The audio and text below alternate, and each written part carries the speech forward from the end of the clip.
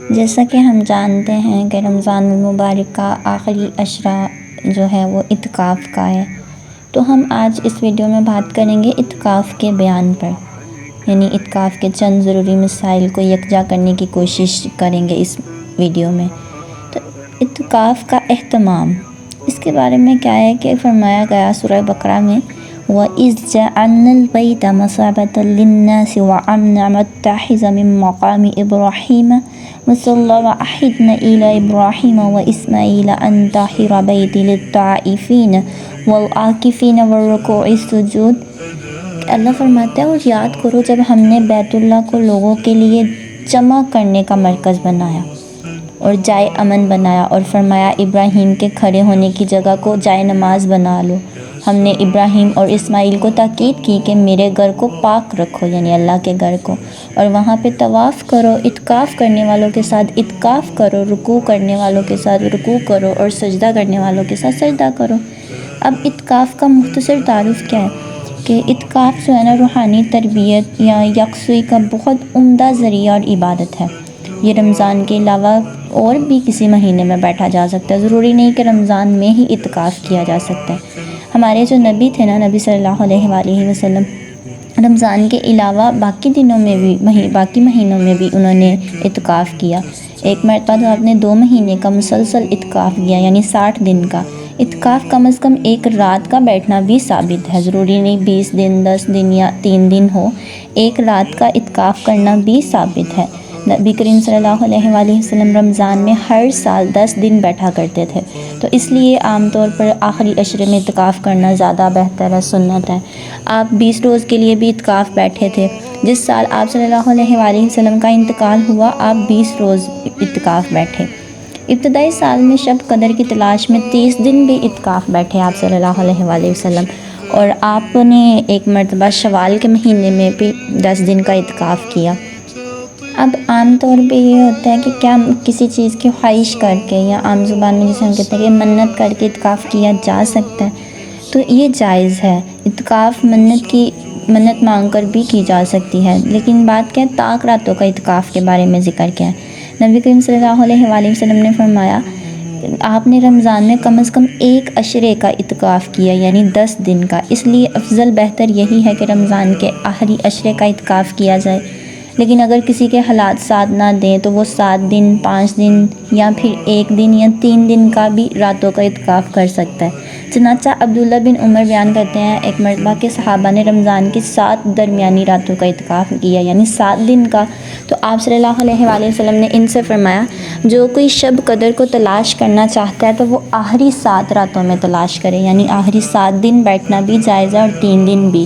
اب اعتکاف کے لیے کچھ شرائط ہیں۔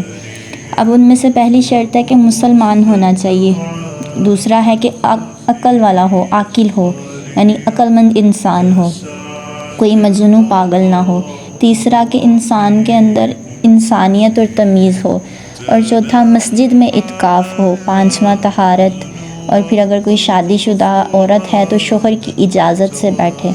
اور بعض علماء نے کہا کہ اعتکاف کی شرطوں میں سے روزہ بھی ایک شرط ہے، یعنی سب سے پہلی شرط مسلمان ہونا، کافر اور مشرک کا اعتکاف صحیح نہیں ہے۔ پھر عاقل یعنی عقل مند ہونا، مجنون اور پاگل کا اعتکاف بھی قبول نہیں ہے۔ پھر غیر جو بدتمیز ہے ان جیسے بچوں کا اعتکاف کرنا بھی صحیح نہیں ہے۔ مسجد کے علاوہ کسی اور جگہ اعتکاف کرنا بھی صحیح نہیں ہے، یہ حکم مرد اور عورتوں دونوں کے لیے ہے۔ یعنی اس کے بعد طہارت یعنی پاکیزگی سب سے بڑی بات ہے، یعنی حیض اور نفاس اور جنابت کی حالت میں اعتکاف نہیں جائز۔ اس کے علاوہ اگر کوئی شادی شدہ ہے تو بغیر شوہر کی اجازت کے اعتکاف نہیں جائز، یعنی اگر اس کا شوہر اسے اجازت دیتا ہے کہ وہ 10 دن اعتکاف کرے تو وہ کر سکتی ہے، اس کے علاوہ نہیں۔ اور بہت سے علماء کے نزدیک بغیر روزے کے اعتکاف کرنا بھی جائز نہیں ہے۔ اب اعتکاف بیٹھنے کا جو وقت ہے وہ کیا ہونا چاہیے عام طور پر، یہ بہت بڑا مسئلہ ہے، اکثر سوال کیا جاتا ہے ہر سال۔ تو اعتکاف کے لیے عام طور پر ضروری یہ سمجھا جاتا ہے کہ جس دن کا اعتکاف کرنا چاہتے ہیں آپ اس دن کی رات آنے سے پہلے مسجد میں داخل ہو جائیں۔ مثلاً اگر کوئی شخص رمضان کے آخری عشرے کا یعنی آخری 10 دن کا اعتکاف کرنا چاہتا ہے تو پہلے 20 رمضان کا سورج غروب ہونے سے قبل یعنی 20ویں دن सूरज गुरूब होने से पहले मस्जिद में दाखिल हो जाए। अलबत्ता अपने मुतक्कफ यानी जाए अकामत में 21वीं की सुबह को दाखिल हो, यानी अगर वो 20 रमज़ान के दिन टाइम नहीं गया तो 21वीं की सुबह भी जा सकता है। नबी करीम सल्लल्लाहु अलैहि वसल्लम का यही मामूल रहा।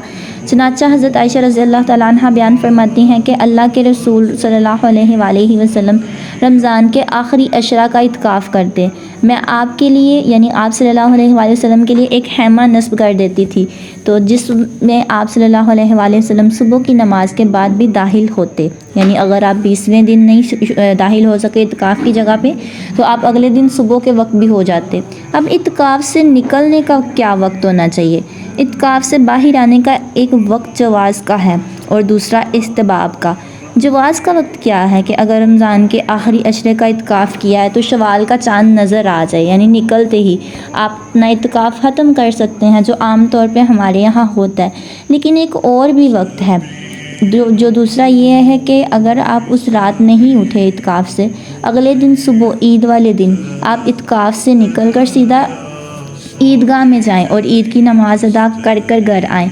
अब बाज़ लोग ऐसा होता है कि अगर सुबह उठते हैं तो वो ईद की नमाज़ घर में ही अदा करते हैं, तो ऐसा नहीं, ईद की नमाज़ घर अदा नहीं करनी, ईदगाह में नमाज़ अदा करके घर आना है।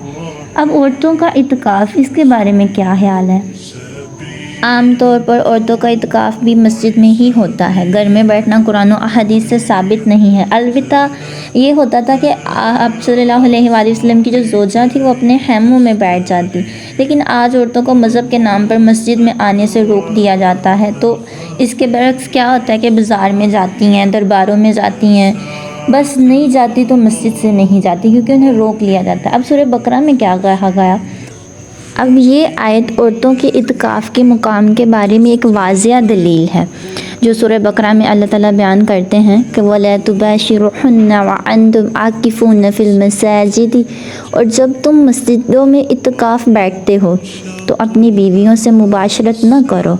अब ये सोचने वाली बात है ना, ये बात तभी पूरी हो सकती है ना जब औरतें भी मस्जिद में इत्काफ़ बैठी हों, वरना घरों में आकर ही इत्काफ़ टूट जाता है तो हम बिस्तरी क्या ही करनी। यानी नबी करीम सल्लल्लाहु अलैहि वसल्लम के दौर में औरतें मस्जिद में ही इत्काफ़ बैठा करती थी।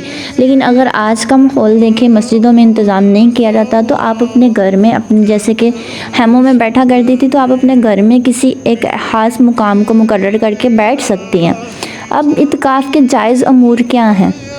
दीन आसान है देखें, लेकिन इसको ना बहुत मुश्किल बना दिया जाता है। सारा मतलब जैसे कि कहा जाता है इत्काफ़ में सारा मुंह छुपा कर रखना ज़रूरी है, नहीं, ऐसा नहीं है।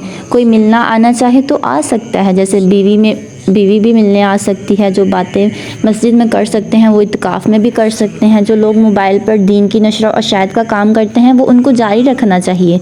अच्छी कॉल भी रिसीव की जा सकती हैं, सहरी और इफ्तारी इकट्ठी की जा सकती है।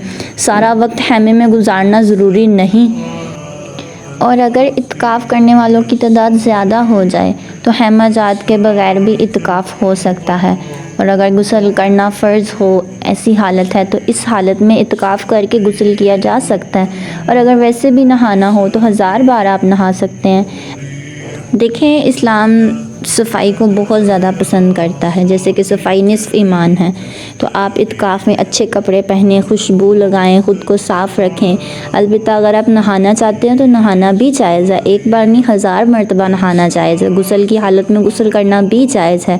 अलबत्ता जो जायज़ नहीं है वो है रियाकारी, फ़ुज़ूल खर्ची, जो हमारे यहाँ एक कल्चर बन चुका है आम तौर पर। यहाँ तो इत्काफ़ बैठते वक्त या ख़ास तौर पर जो होता है ना इत्काफ़ उठते वक्त कि ख़ास एहतमाम किया जाता है, रंग बिरंगे खाने बनाए जाते हैं, लंगर का इंतज़ाम किया जाता है, ये सब फजूल खर्ची है। इत्काफ़ सादगी से बैठते हैं, सादगी से उठते हैं। अगर आपको कुछ करना ही है तो कुरान में ज़िक्र है फ़तआमिल मिस्कीन, मिस्कीनों को खाना खिलाएं, उन पैसों से मिस्कीनों को खाना खिलाएं, यतीमों के काम आ जाएं, इस तरह से काम करें। ये फजूल खर्ची को छोड़ दें। इत्काफ़ इबादत का नाम है, अल्लाह ताला और अपने रसूल की सुन्नत को पूरा करना है। इत्काफ़ बैठ के फजूल खर्ची, शैतान के भाई नहीं बनना। तो आप कोशिश करें इत्काफ़ ऐसा करें जो अल्लाह और उसके रसूल को पसंद हो। जज़ाकल्लाहु खैरन कसीरा।